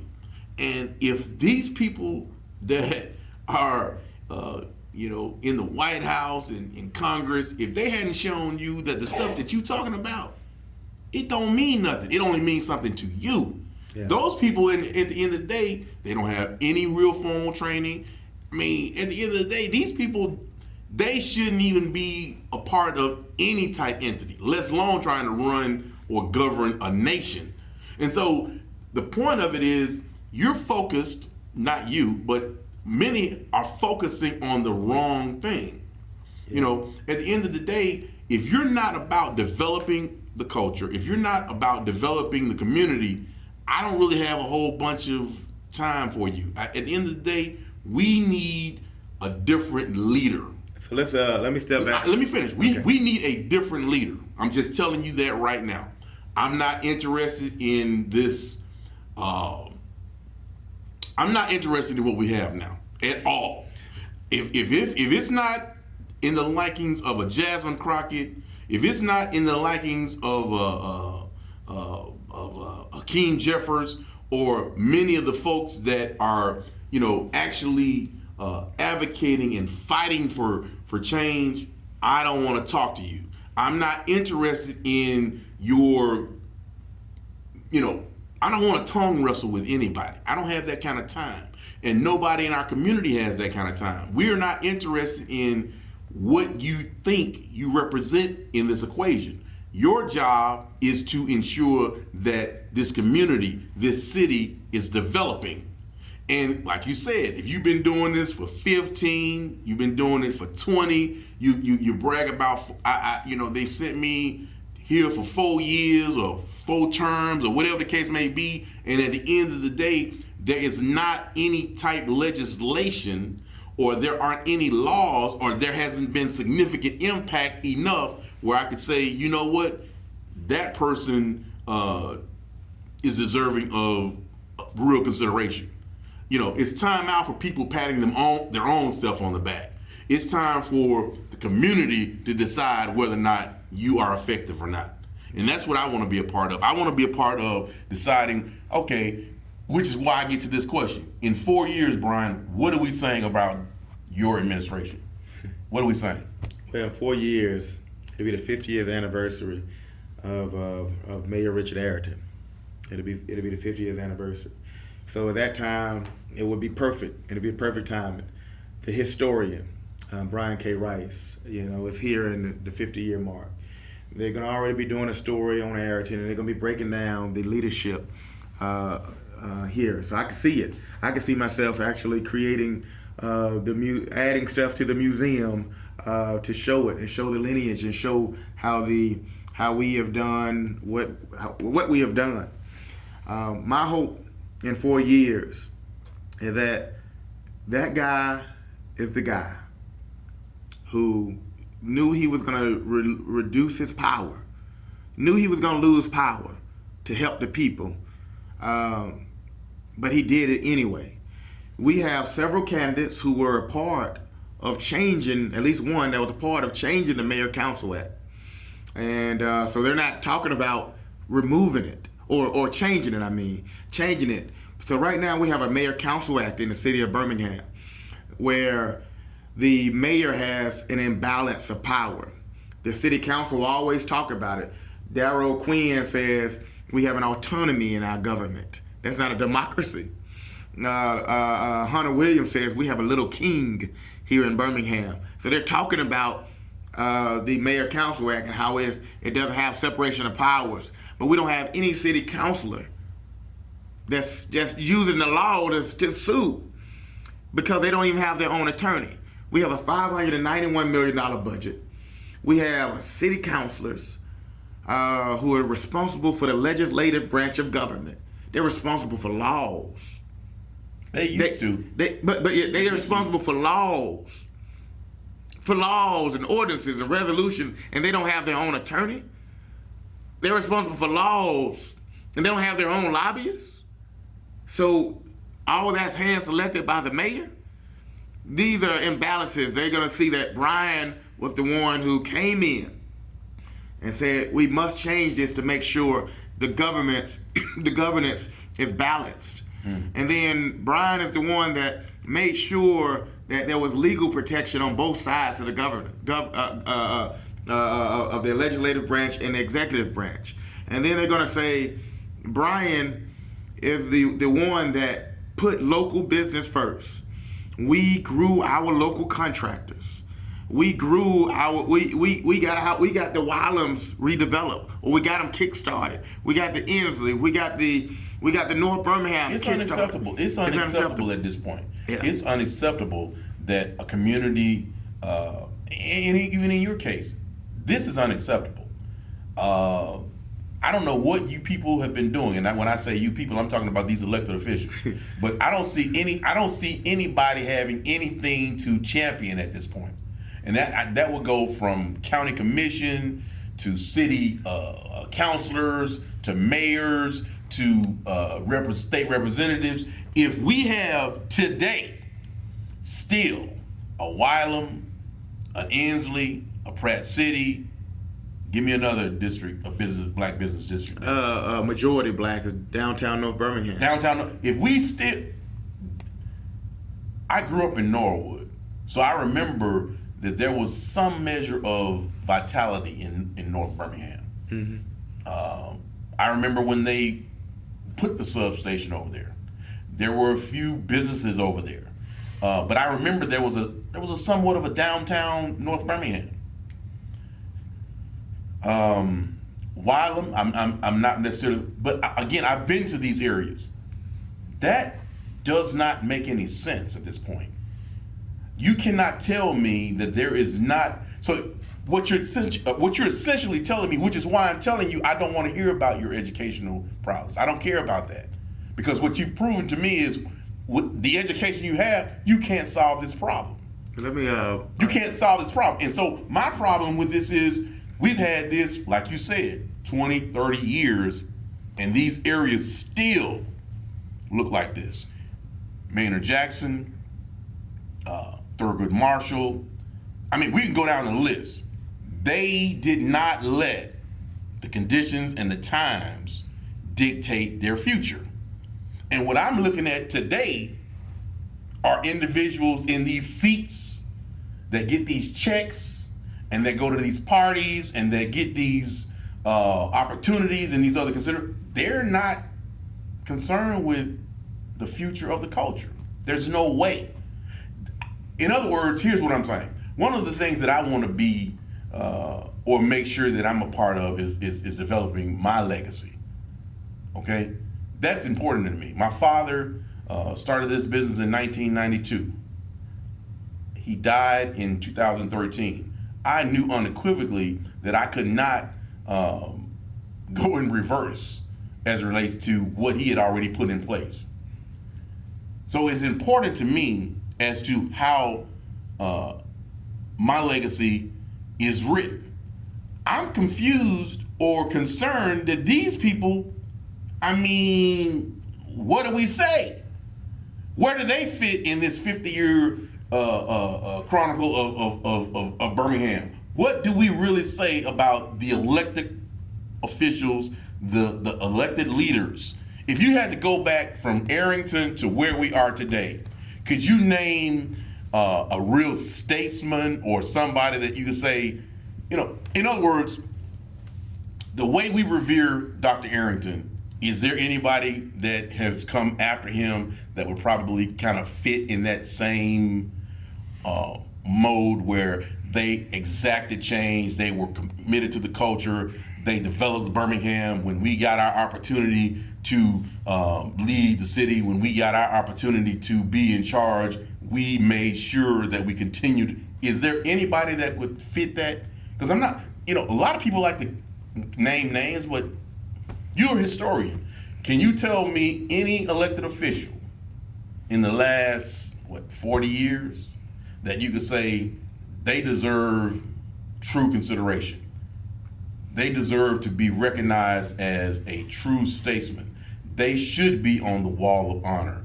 They should be considered in our culture a person that moved the needle. They moved the culture forward. Do you have anybody that you could liken that to? From the mayoral point of view, No, I'm talking about anything. I don't care, mayor, state representative, senator, counselor, commissioner, I don't care. I'm talking about the leadership from that vantage point.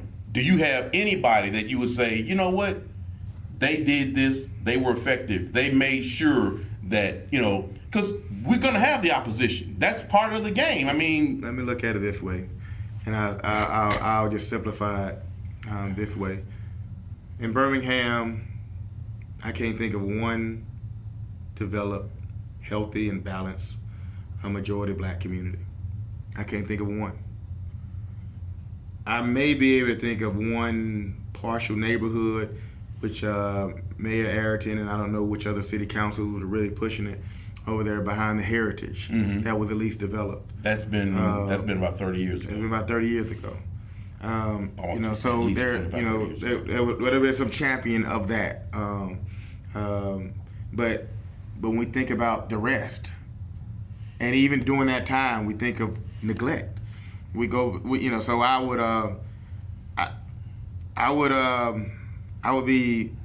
would ask each one of them to be honest in the mirror for themselves. What did you really do? Because I lived in Charlotte, I lived in Houston, and I lived in these other places. And I've had my social life. In every other city, I'm known as the guy who would get hundreds of people together just like that. But here in Birmingham, I'm not interested in the parties. I am only here in Birmingham to try to make my difference. That's the only reason why I'm here, because for social reasons, I'll move back to Charlotte tomorrow. It is thriving. I move back to Houston tomorrow. It's thriving. So I'm concerned about the turkey days, giving out turkeys, and we're not teaching development. We're not building people up. I'm tired of the photo ops. I've seen it in every administration. And then to know that we are at the bottom of businesses in the country, to know that we have one of the highest poverty rates in the state, to know that we're struggling at so many levels. I wouldn't be able to say who changed that or who took it another direction. Right now, I can say I don't think anyone has done it by themselves, but together they have failed us. Together they have failed us, and there are probably those that people do fight for causes, but together we have failed ourselves. And so I'm with you. At some point you have to understand You have failed where you are in this process. Yeah. And we keep talking about we just pulled these articles out. When you're at the bottom of everything that's important, We talked about this was. How am I gonna celebrate First of all, Mr. Poindexter said they were talking about the same thing in the 70s. See, he told me that there was a such thing as called, I think it was called the African American Contractors Association. So they were doing this before, okay? As a matter of fact, Mr. Poindexter is in that. I don't know if you knew that. He's actually on one of those pictures. Did you know one that? of those. I know I got him in another picture. Yeah. I think he's in a picture. I think that article says minority contractors put out of the ball game. I think it says something That's like one that. yeah, exactly. So we're still having this conversation. So all of these individuals that have been formally trained at these various institutions that they like to, shout about. Yeah. So I mean, it doesn't make any sense. I mean, in other words, you look silly doing that. Yeah. And these people, they keep on telling you this, that don't really have no value, and you keep on trying to make it have value to me. I can't accept it because I understand the reality. The reality is it doesn't have any value. It's only about what can you get done at the end of the day. And these people have proven, I mean, let's take a look at it. The guy that's running for governor. I mean, seriously, let's be for real. This guy was a football coach, and he wasn't a good one at that. He was a football coach. Yeah, so one thing I would say about, regardless of what you think about Tuberville, regardless of what you think about an Ivy, regardless of what you think about a Trump, so regardless of a Tuberville or an Ivy or a Trump, the one thing I appreciate about the Republican Party, the conservatives, and a good amount of white people in the country, they support their own. They support their constituents, you know, and if there's one that they select, they don't fall apart. They don't fight each other like we fight, like other parties, or like we fight each other. And so that's the one thing I appreciate. They are for their constituents. They are for theirs. But that now, when you get into African American culture, we're fighting, constantly fighting. And when you get into the Democratic Party, everybody sees that there's constant fighting, and that's the one thing I appreciate about them. You know, not anything about who they are as people, but they are together. And if we are together, whoever we that believes in certain principles, if we stay together, we can be extremely strong. But now when it comes to politicians failing us, I think, and failing us for 5 years and 10 years and 20 years and 30 years, I think they have gotten in these positions. And the first thing that happens to them is the lights, the attention of it all. And the attention of it all, you know, you have to truly be centered as a person to really know you're going in and these are the things you're committed to. Not saying people have not fought for those things, but then wait a second, are you challenging yourself to say, is this the best thing I could do in this position? Or am I just checking a box? Am I just gonna, check a box and say I live in the city of Birmingham just so I can run? But you're not showing any love and any intentionality to live amongst the people before. We learned to check the boxes. It's dangerous because we don't have people who are truly there for all of the right reasons or the majority of the right reasons. That's a problem. We got a problem. That's a problem. So I will only move to your city if you vote for me. That is one of the candidates. And to be honest, Mayor Larry Langford did it too. He did the same thing. And then when you said earlier he vetoed the black contractor, so he did the same thing. So in one instance, he didn't show that same love. He showed you who he was from the beginning. From the beginning. So, but then the one thing I do appreciate about Langford, because he has a complicated past, but the part that I want to reinstitute on the Brian K. Wright side is in 2008. He held forums or meetings at the fairgrounds.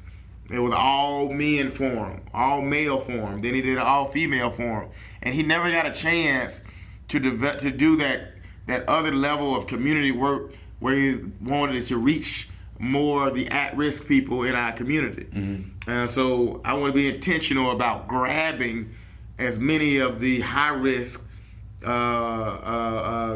kids, or not even kids, young adults as possible, and show them another way. We can do this thing, and so let's get out of the race part for a second. If you live in this city, I want you to thrive. I want you to be strong. I want you to be educated. I want you to be skilled. And educated does not mean going to school and getting some degree. I want you to be educated so you can have a living wage. That you're able to get a living wage so you can support yourself, and your family, city, and your community, and the city. Right. So I want you to thrive. So if you happen to be here, I want you to thrive. Absolutely. I would think that we, on this side of the ledger, we agree with that. Yeah. We agree with that principle. We're not, again, we don't need anything special. We understand the importance of excellence, okay? We compete. We're not afraid to compete, okay? That's not an issue for us. All we're saying is we want equity and we want inclusion, of course, but we want people that are, like you said, that are intentional about making sure that that happens. And again, because of the pool having so many individuals in it or interests at this point, that's why the Black Contractors Association Alabama chapter is here, is to make sure that we are a part of this prosperity that we help to generate. I mean, that's just the real. And I've told people this all the time. If you don't want to ensure that I'm a part of the process, then don't take my tax dollars. That's all I gotta say. That's taxation Yeah, without exactly. representation. I'm with it. If you think I only deserve 5%, 3%, 2%, then you need to charge me accordingly. I shouldn't have to pay the same quarter, as Ms. Park said, that the other guy paid, get off the bus in the rain and walk to the back of the bus to get on the bus. But I'm paying the same quarter? Nah, I can't accept that. So that's my problem, okay? And again, I'm at this point, I'm an older guy now. I'm obviously older than the guy that was in the article there. For me, I'm trying to be deliberate about what it is that I'm doing. I have other interests than construction. You had a high top fade in that article. I did. You had a high top I had fade. more hair. It was all black. Yeah. And I was a lot smaller, the whole nine. But at the end of the day, nothing has changed as it relates to my understanding about fairness. That's all we're dealing with here, is being fair. You know what I'm saying? I gotta care about you as an individual if I'm truly a good human being. I can't want more for me and none for you. That's not the sign of a good human being. I don't care how you twist it. I can't be, as you say, this good Christian if I don't want, the same for you. You don't get to determine what my value should be. And essentially, when you came and got that one dime, you decided my fate. You don't have that right to do that, especially if I'm contributing to this prosperity that we're having. Committed to their prosperity. Exactly, and that's what it boils down to. So again, I mean, hey, listen, this has been lively. I've got in mind that we need to do this more often. I plan on, continuing, obviously, with our podcast as to, engage in the community, because I know that that's what the Black contractors need to do. My job is to ensure that we engage the community. That's vital to our mission. I think that has been the problem. Most people don't know how to help us. So for me, as mayor, when I think of contractors, I think of trades. I think we must create programs inside of several of our neighborhoods. Mm-hmm. I feel like we need a carpentry program, electrical program, or whatever. So let's figure out how do we create a contractor center over here on this side of town, and we create it on that side of town. But then let's take it a little bit different. Like in Decatur, they have something called a robotic technology park, mm-hmm. where people are going in there. If you were good at PlayStation and video games, and you understand just X, Y, and Z, you can program a robot. But I want a place in different parts of the city where you can be trained. Mm-hmm. We can train the adult at certain hours and certain days of the week. But then also we have a place where those kids get to see those adults going in there, getting trained. But then we also have the contractor that has a building close by, and they're seeing it. But then now we have certain days of the week where we're training students. Mm-hmm. I want to make sure we invest into the trades, we invest into contractors, because in order to build any country, in order to build any place in the world, we must have contractors. Absolutely. And, with the aging of contractors or tradesmen, we've got to have an influx of, like you said, men and women in this industry because they're getting old. So from my legacy in year 4, you will, I don't know what kind of pushback or what kind of support I may get from a city council, but it's going to be set. I am going to fight for the trades. I'm going to fight for contractors. And if I'm able to do exactly what I would love to do, we're going to have places where we see our contractors thriving right here in Birmingham. It doesn't happen overnight, but we can do this way faster than we have done it. And I know I'm going to be committed to that. Well, I appreciate it, man. And again, we want to say thank you to Mr. Rice for coming out. What we're going to do is have him close us out a little bit, and then I'll come back and make sure that we close out. So what we're going to do is we're going to hear from Brian. We're going to let him tell us how you can support his efforts, how you can support his campaign. He'll give out his information, and he'll make sure that you have the ability to contact him because he's going to provide you that information as well. So Brian, if you would look into the camera and tell these folks how they can get in touch with you. Well, and support you. Thank you for the opportunity. First of all, if you're curious about Brian K. Rice, Google Brian K. Rice in Birmingham. Just Google it first.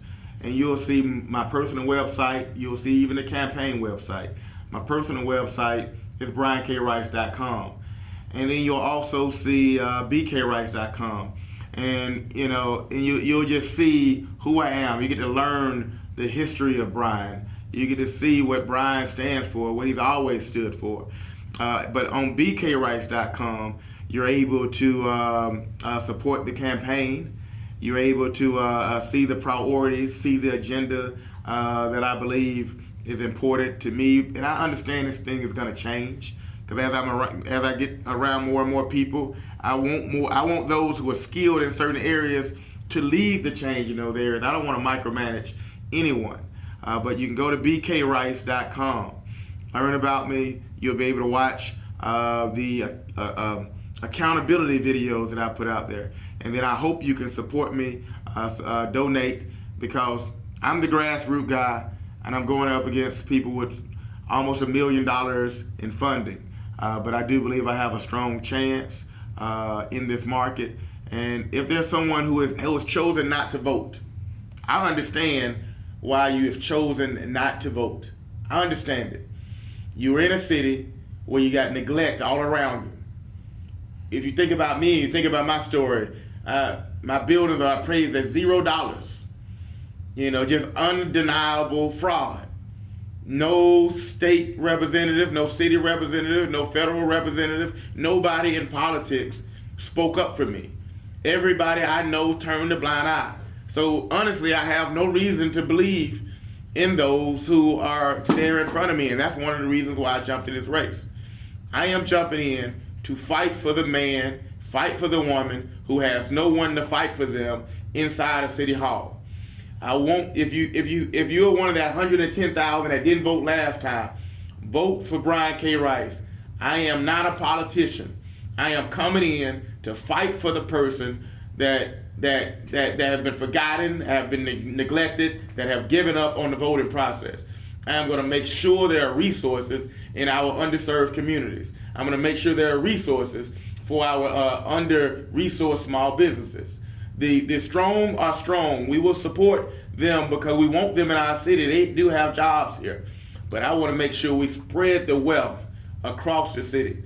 So please vote for Brian K. Rice. And please step out there and vote if you have not voted and you're thinking about not voting. And because if you vote for the other ones, you're going to be voting for repeated failure. If you vote for the other ones, you're going to be voting for repeated failure. And who does that? Absolutely. Well, again, Brian, I just want to say thank you, man, for coming out this evening and sharing with us. I've known you for years, and I've known you to be this guy that's intentional, this guy that's deliberate, this guy that, again, like you said, that's going to fight for what's right. So in that, I can appreciate that. I consider you a friend. I consider you someone, like I said, that is the reason that I'm sitting here today. At the time that you saw me, I was on my way back, but I wasn't clear or all the way there. But after meeting you, you reminded me of who I am at the core. You reminded me of a time in which I understood the importance of, true development. And so for that, man, I mean, you don't really know how much I appreciate that. I really do. I mean, I tell people this story all the time, and I couldn't wait to get on here tonight to share that with folks that, hey, listen, Brian is the reason I'm back in this seat, if you would, where I'm committed to advocacy and making sure that we exact change in this industry. So again, we want to thank Brian for coming out and sharing his vision and how he would move the city forward. We're looking forward to speaking to the remaining few candidates that have not had an opportunity to share. So again, we want to thank you for joining us, and we'll see you next time. This is Jared Sims. I'm with the Black Contractor News Podcast. Thank you. Thank you. Yes, sir. Thanks for watching the Black Contractors News Podcast, presented by the Black Contractors Association, Alabama Chapter. Don't forget to hit that subscribe button and click the bell icon to stay updated on all our latest videos. See you next time. This is a night you don't want to miss. Saturday, September 20th, live at the Tuxedo Ballroom, presented by the Black Contractors Association of Alabama. It's We Are One, a tribute to Frankie Beverly, the young vocals in the movement, featuring Jubu Smith and DJ Chocolate. Come dressed in all white and toast to Black excellence. From 7 to 11, good food, drinks, and unforgettable energy. We Are One, a tribute to Frankie Beverly. Get your tickets now at Black Contractors Association, IncAC.org, or Eventbrite.